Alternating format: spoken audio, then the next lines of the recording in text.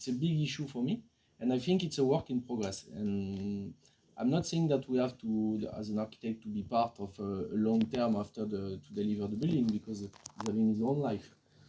But we can consider that there is something before us and there is something after us. We are not a big master like in the past. So we have to be more cool with the relation we have with the production, because it's done for the people and it's not done for the architect. Yeah, and it's very interesting in your case, especially because you're doing renovation, so people are part of the process from the very beginning, from the early stages of the project, which it doesn't happen that much in new construction because the inhabitants are not there yet. This is a big difference in two different activities in architecture, at least in my opinion. They are very different activities. Christophe, you're mainly renovating and you're mainly doing new construction. It would be interesting to find matches, which things they have in common, these activities, and which are the differences. Architects that mainly renovate can also do new construction, or is a complete different concept? What do you think? Well, I think it's the whole conversation around keeping existing structures and working with them and transforming them is obviously something that's really gaining momentum now. So it's really coming for us, this topic.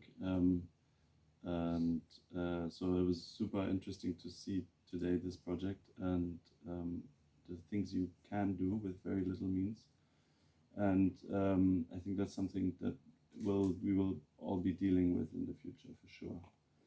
In terms of new buildings, there will always be new buildings also. In my case, I've worked with existing buildings also, but not as much. The two buildings I've so far built are new builds, and but there is always this question that when you come to a project completion and the building is finished, everything is cleaned and perfect, and then only then, when you after go to visit it, you start to understand what you're really dealing with, which is the life that Christophe was talking about, and the qualities your architecture might produce or might have produced, and how people interpret it, see it, talk about it, dislike it.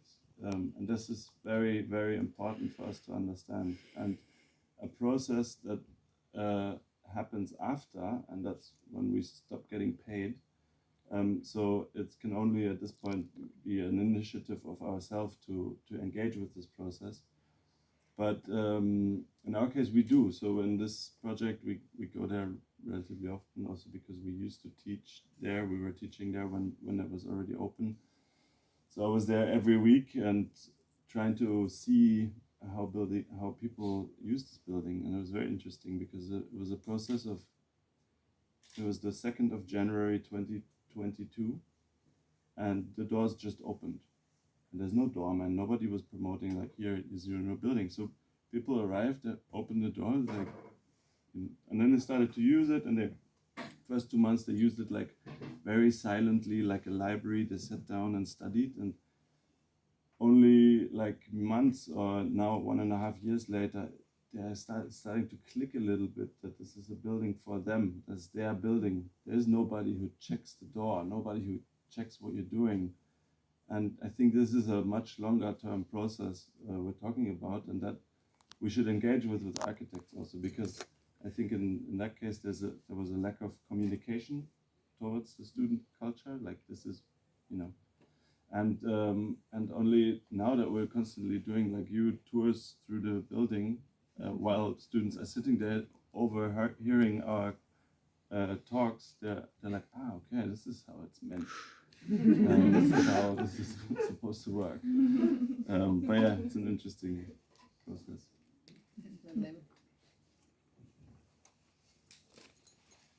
I think it's a very good question, because we have to think again about this category of these boxes of renovation or new buildings, because maybe it's more complex than that. Usually, especially in France, we like to think with the extreme position. For example, for housing, we can think individual housing or collective housing, but we never try in between. And for I will suggest about your question. Maybe I like the word of transformation, because transformation, you transform a situation, not a building. And you can use new buildings, you can use old building, old structure. You can transform a lot. You can transform a little bit a building, and you bring it into another building. It can be considered as a new building. And this is my position. I want to maybe to make an hybrid in between these two positions, because maybe we need to less build today and to more renovate. But also to renovate, we sometimes it's, how can I say that? We are very shy when we renovate, because we respect the building and we don't move too much. Maybe we have to do new buildings with old buildings.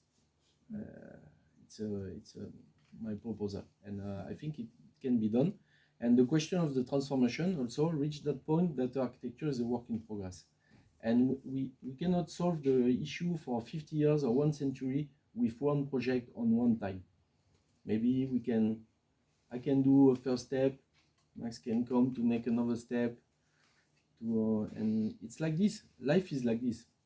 So I don't understand why the city is not working like this. In the past, it was the case.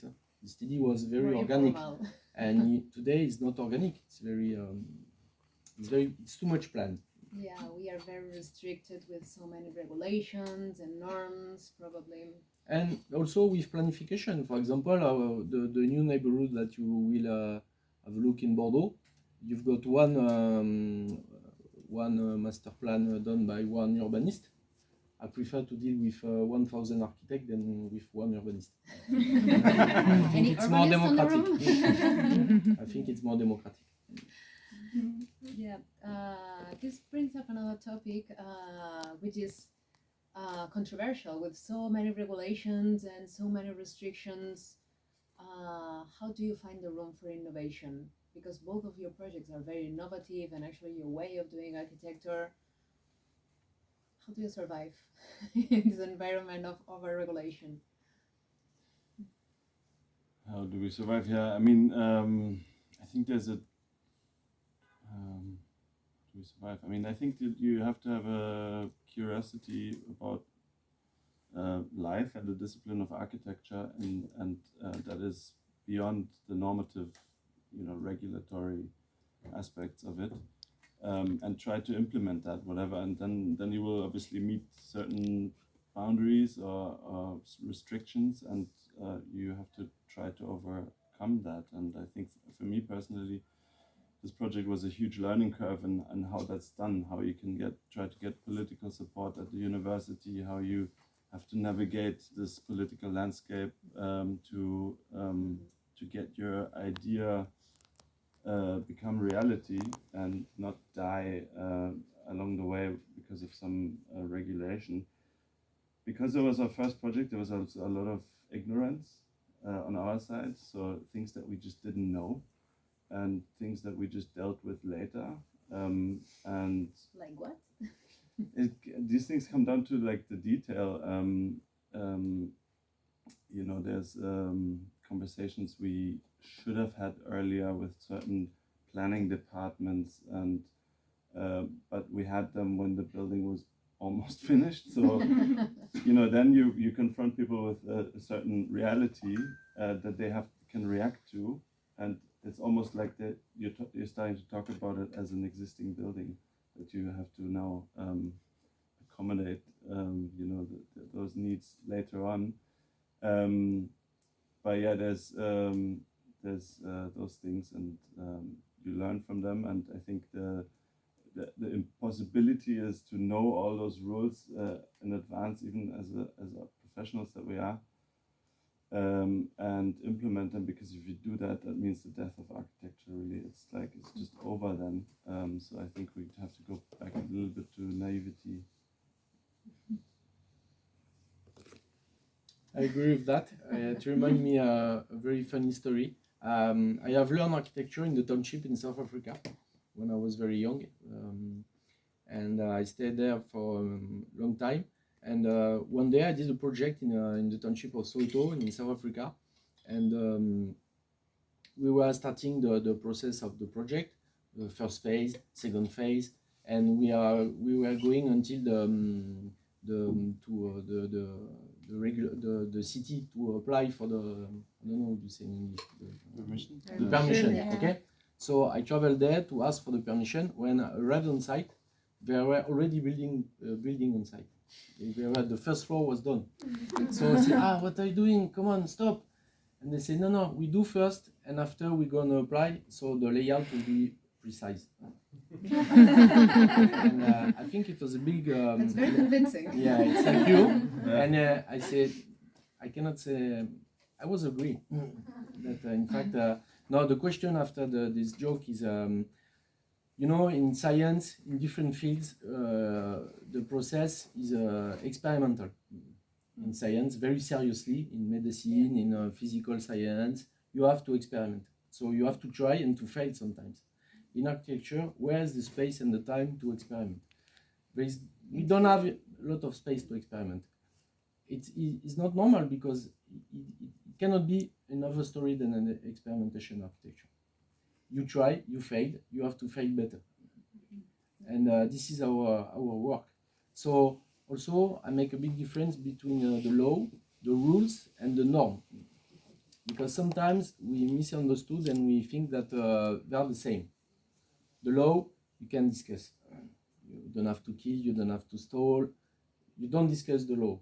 The rules, you can go behind a little bit, the rules. Otherwise, you never change the rules. So you have to challenge the rules. And the norms, I consider it's an advice. So thank you for advising me. I will have an attention about that, but the only expert of my work, it's me, I'm sorry. Good, I'm very happy that you will succeed and being a little bit on the edge. No, I'm very precise on the definition of each, the law, the rules, and the norm.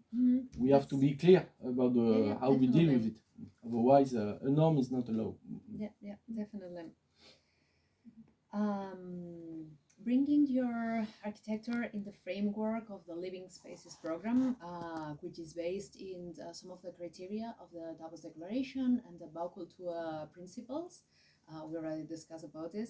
The Living Spaces program prioritizes 4 of the criteria, which are diversity, context, sense of place, and beauty. How do you integrate these 4 criteria, and how could you relate your projects to the program we are experiencing these days? I think maybe by trying to think of your work in a relatively holistic way, so that you kind of, you know, adapt it to every piece of the context. I think for me, the one that resonates a lot is the sense of place, the question of what that means. And that you're talking about people that you're dealing with, so like individual experiences of a place, you know, individual daily lives, and to interact with that and try to use the information you can gain from this in order to formulate an agenda that has a, you know, a social agenda, a collective agenda, and even a public agenda. I think can be a very powerful tool, yet difficult to translate and succeed with it in architecture because of all these laws and rules.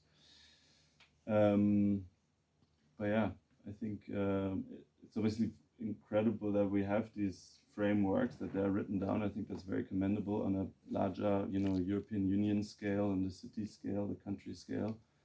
That is very important. I think that's, from my experience in Germany, we're lacking this a little bit. At least from my Berlin experience, we don't have so much this, you know, a piece of paper where an ambition is written down rather than a law. We just have a law or a rule, and this is what you can do, yes, no. But there's no, very rarely, we have actually like a kind of, you know, a common goal that's formulated and that you can sort of work with, question it, or think it's good and really work with it. And I think that's really needed for the future. Yeah, that could be a takeaways to bring back to your city. And for you, Christophe, diversity, context, sense of place, and beauty. I will say two things. First, I want to start to say that I'm a bit lazy. So for me to do a project from a white page, it's impossible. I need something to work, to think about it. I need the complexity of the world. So the places, they've got already a sense. Each places. There is no empty space. We are not living in abstraction. We are living in the reality of the world. It's very complex, more and more. It's very difficult. So for me, the context is the place where we are working on. And so, yeah, the diversity is also here. And maybe we can work to make all these things working together to reach that point that we can call it the beauty. So it's a bit an alchemy that we have to find. It's the definition, it's my definition of what is a project. A project is not making a building. It's not to building an object. A project is to work on that, especially to, at the end, maybe the beauty will come.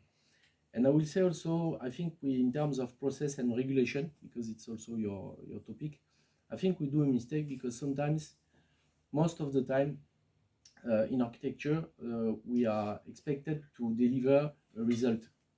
Not a result, but with the norms, we have to deliver tools and the way to do it.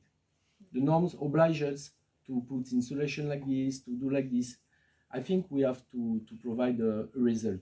The way we are using to go onto that result is part of the work of the creation of the innovation. It's our work, it's our skill. So we don't have to be addressed or to be obliged to use this technique or this system. We have to invent how to deal with all these criteria to reach a point, a result, which is the beauty, the quality of life, and the quality of architecture. Yeah, definitely. I would also like to know how was the impact of the award. For Max is very recent, so the experience probably is a little bit shorter, but yeah, for sure you have already had some changes in your professional field.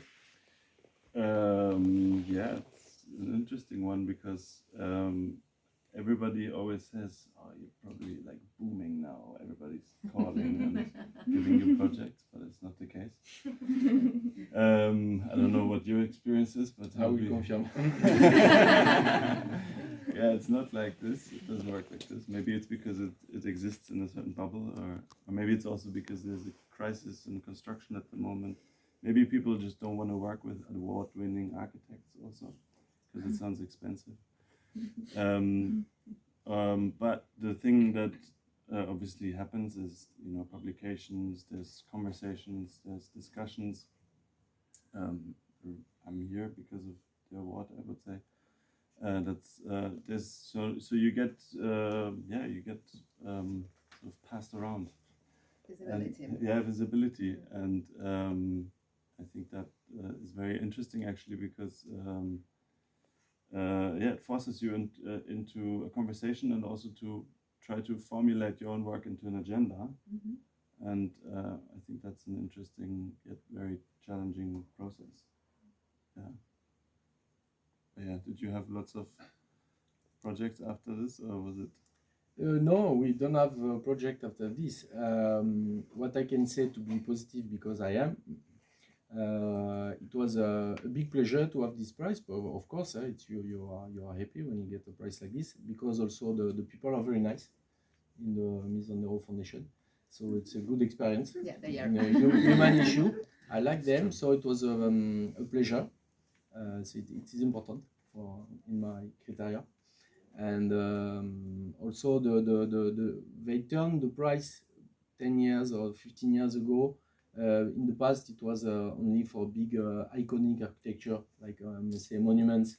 Yeah. And now I think what we are trying to do is not dealing with iconic or monument, but deal with the social interaction and about the life. So it's I think this prize is very interesting for that. It's made by good people and promote a very good inputs in architecture instead of so you are very proud, but at the end is not the issue. The effect, to be more less positive, you will see that the effect there is not really an effect. And I explained this, for example, the project we have done here with Flaka Thomasal and Frédéric Drouot, we didn't do another project like this one. So for me, it's a surprise. I thought it was like a jurisprudence. I don't know if you understand in English, that demolishing a building after doing this, you have to consider, or maybe to try just to, on a paper quickly, to see if you save money or if it's better or not. So it's the only project we have done after this one. So it doesn't make jurisprudence. So I'm very surprised at that. And there's a lot of deny for political reason, for different reasons. And maybe also the urban renewal in France and in Europe, the issue is not architecture. It's another topic that we are dealing with. It's immigration, it's a social economy issue, it's a very political things, very loud, too loud maybe for me. And maybe it takes time also. Maybe we will have a lot of contract in 1 century and 50 years ago. We have a lot of phone call in 1 century. Maybe we will also need some awards for municipalities or decision makers that promotes this kind of architecture to encourage them, to promote this kind of initiatives. Just one point about that for you, it's very important.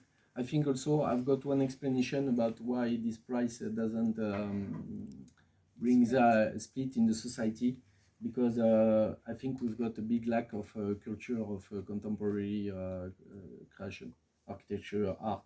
The culture is going down everywhere. That's why the elections are not so good in our democratic country, because in fact the people, they don't care at all about Mies van der Rohe award. I'm sorry. Yeah, it's very sad. Yeah, but so it's mainstream. the truth. It's the truth.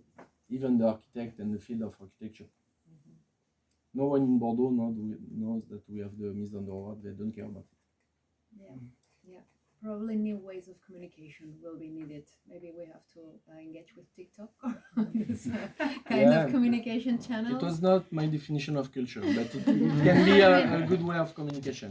Yeah, things have changed, and society is very different, and we have demographic patterns completely change. And of course. Yeah. I think we will also need innovation in this area. I could talk with you for hours, but I think it would be nice to have some questions from the audience. I'm pretty sure you will be curious about finding out more.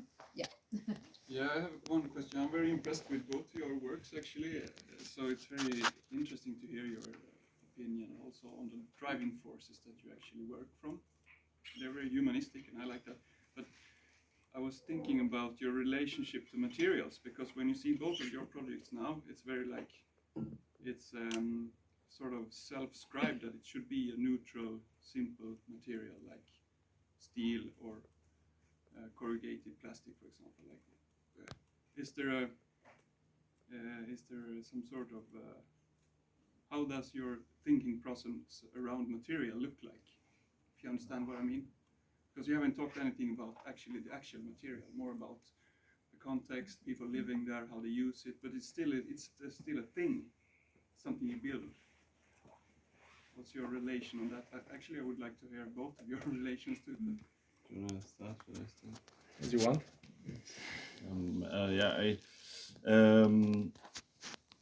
I think in this case, this building is we talk about it as a steel timber hybrid construction. There's obviously a lot of steel. It's very much a steel building. I do other projects which are completely different. I do right now a mass timber. It's a big kindergarten in Berlin. So I think the choice of material has to come from both program, but also the architectural idea, and has to support the architectural idea in a way and the general concept. And then when you think about it in that way, it starts to make sense in the detail also, and you can kind of develop it further into construction detail. Yeah, I think that's all I have to say. To go forward on this topic of the materials, I don't have ideological point of view on materials. As Max is saying, for example, the project here, 15-story, the concrete is the most efficient way to do it economically, structurally. You don't have a lot of choice, in fact.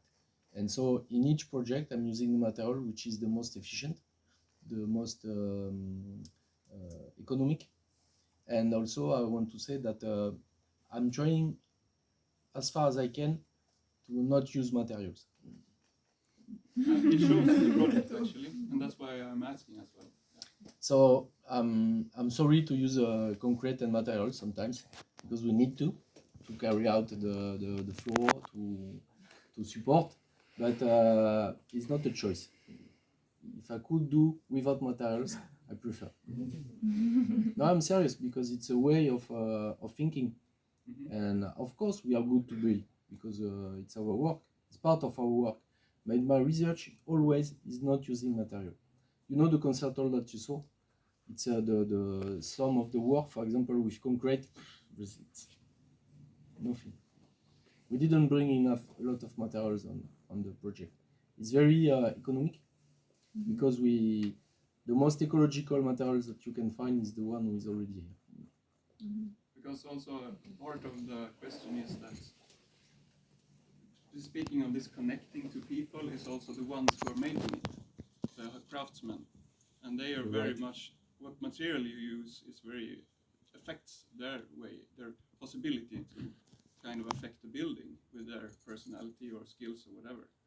So that's why the materials are, I think, important. I understand you make perfectly sense in the way you do it, but still it was like, for example, I've been working a lot with old buildings that you have to restore, and then you have to pay a lot of attention, of course, to the material and what characteristics they have and what type of skill you need to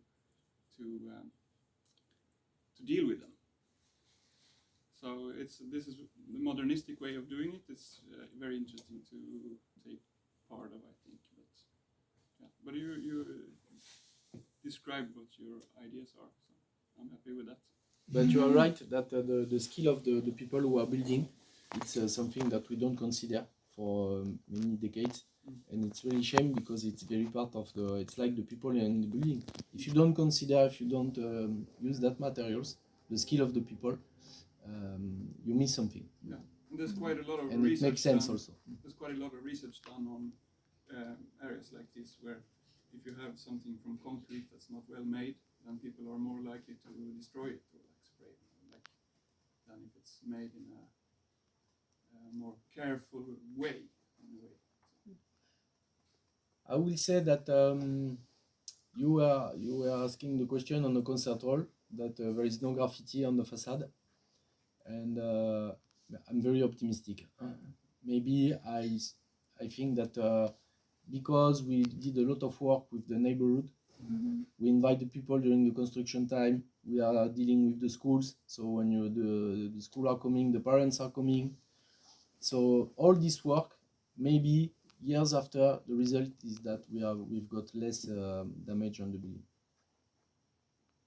The importance of the process and having people engaged. Yeah. Inclusive. Any other impressions? Short question.